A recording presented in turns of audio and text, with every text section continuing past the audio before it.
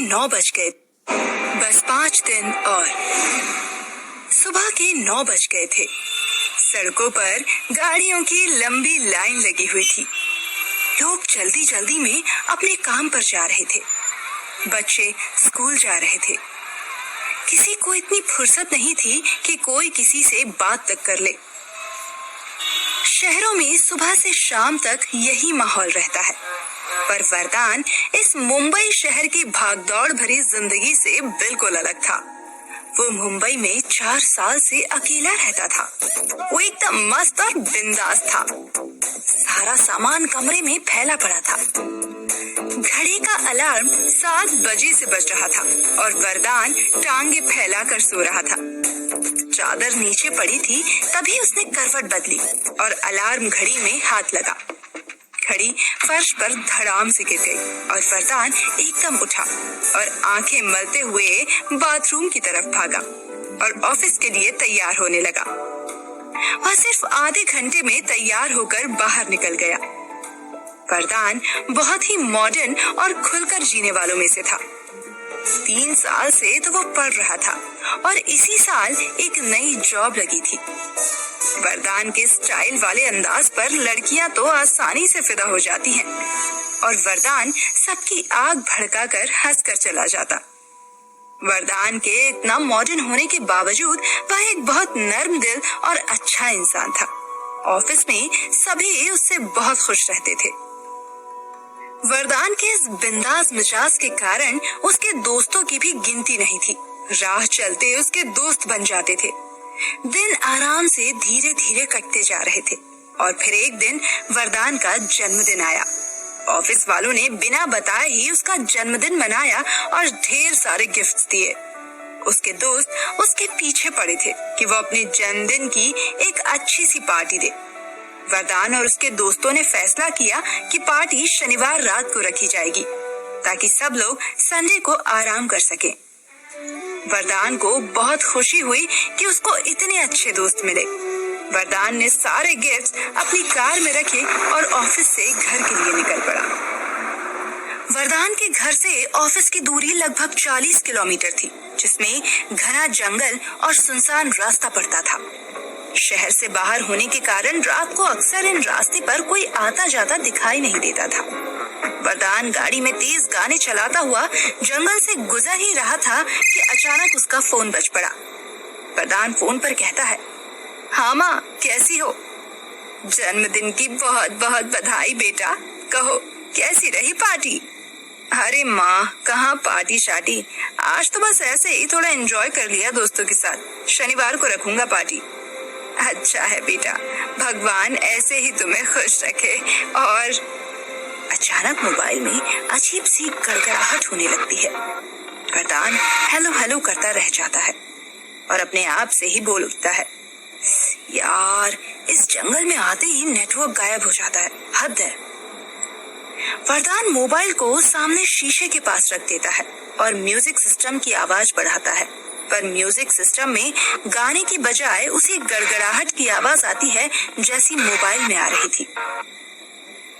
मैंने तो MP3 on करके रखी है, उसमें ये आवाज। मैंने तो MP3 ऑन करके रखी है, उसमें ये कैसी आवाज आ रही है? चलो इसे बंद कर देता हूँ। ये कहकर उसने म्यूजिक सिस्टम बंद कर दिया। वरदान मजे से जा रहा था कि अचानक उसकी गाड़ी बंद हो गई। वरदान ने काफी कोशिश की पर गाड़ी स्टार्ट नहीं हुई। वरदान गाड़ी से बाहर निकला और बड़बड़ाने लगा, आखिर ये क्या हो रहा है आज? साला मूड ही ऑफ हो गया। वरदान ने इधर उधर नजर दौड़ाई तो घबरा गया और बोला, कितना घना जंगल है, सड़क भी बिल्कुल वीरान। आज तो डरावनी फिल्मों के सीन जैसा हो रहा है सब कुछ मेरे साथ। अगर इस जंगल में कोई फंस जाए तो वो तो समझो गया। वरदान अपनी गाड़ी को देखने लगा। गाड़ी का इंजन काफी गर्म था, जिसे देखकर वरदान बोला, ओह, बस इतनी सी प्रॉब्लम। वरदान के पास हर प्रॉब्लम का सलूशन है। ये कहकर वरदान ने गाड़ी की डिक्की खोली और पानी की बोतल निकाली और गाड़ी में डाल दिया। वरदान जब वापस बोतल को डिक्की में रखने आया तो देखा एक गिफ्ट नीचे पड़ा था। उसने वह गिफ्ट नीचे से उठाया और डिक्की में सभी गिफ्ट्स के ऊपर रख दिया और गाड़ी स्टार्ट कर घर के लिए चल दिया। घर पहुंचकर वरदान ने चैन की सांस ली और आराम करने लगा। कुछ देर आराम करने के बाद उसने सारे गिफ्ट्स खोले। गिफ्ट देखकर वरदान बहुत खुश हुआ क्योंकि सारे गिफ्ट्स उसकी जरूरत के मुताबिक थे। सारे गिफ्ट्स देखने के बाद उनमें से एक गिफ्ट ऐसा था जिस पर कोई नाम नहीं लिखा हुआ था। गिफ्ट खोलकर देखा तो एक बच्चे की फोटो थी, उदास और खामोश बच्चा जो लगभग 5 से 6 साल का था। उसकी आंखों में अजीब सी खामोशी दिखाई दे रही थी। चेहरे पर अजीब सा दुख और डर था। उस बच्चे के पीछे घना जंगल दिखाई दे रहा था। वरदान ने तस्वीर के आगे पीछे देखा लेकिन भेजने वाले का कोई नाम पता नहीं मिला।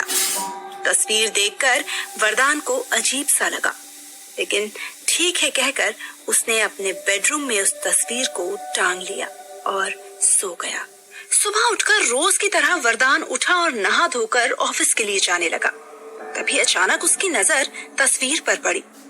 पास जाकर वो तस्वीर को गौर से देखने लगा। वह तस्वीर को देख ही रहा था कि उसे ऐसा लगा जैसे तस्वीर में उस बच्चे के पीछे के जंगल में कोई हलचल हो रही है, पेड़ और पत्ते हिल रहे हो।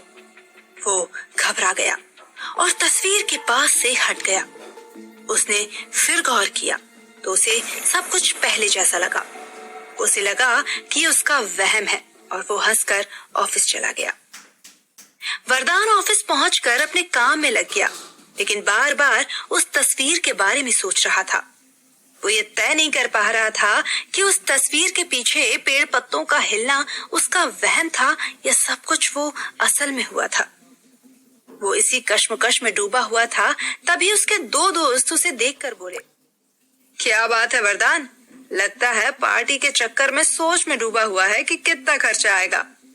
यार देख, पार्टी तो तुझे जानदार करनी है और रही बात खर्चे की तो वो तुझे ही करना पड़ेगा। अबे कंजूस, इतनी कंजूसी करके करेगा क्या? ये सुनकर वरदान बोला, अरे नहीं यार, ऐसी कोई बात नहीं है।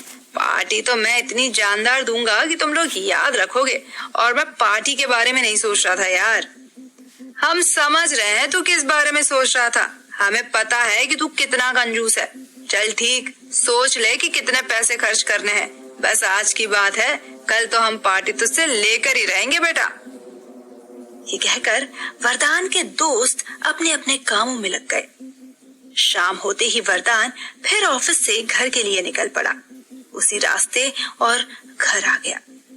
घर आकर सबसे पहले उसने उस तस्वीर को देखा। तस्वीर में सब पहले जैसा ही था। अब उसे यकीन हो गया था कि ये सब उसका वहम था। वरदान ने पार्टी का मेन्यू तैयार किया और सो गया। करीब 2 बजे के आसपास वरदान को ठंडक महसूस हुई। उसने अपनी चादर को कसकर खींचा और ओढ़ लिया, लेकिन उसे ऐसा लग रहा था कि जैसे बहुत तेज हवा चल रही हो। नींद में उसने अपनी आंखें खोली तो वो देखकर हैरान रह गया। वो अपने कमरे की बजाय एक घने जंगल के बीचों बीच लेटा था। यहाँ तेज हवा चल रही थी और उसने अपने आंखों को मलना शुरू किया।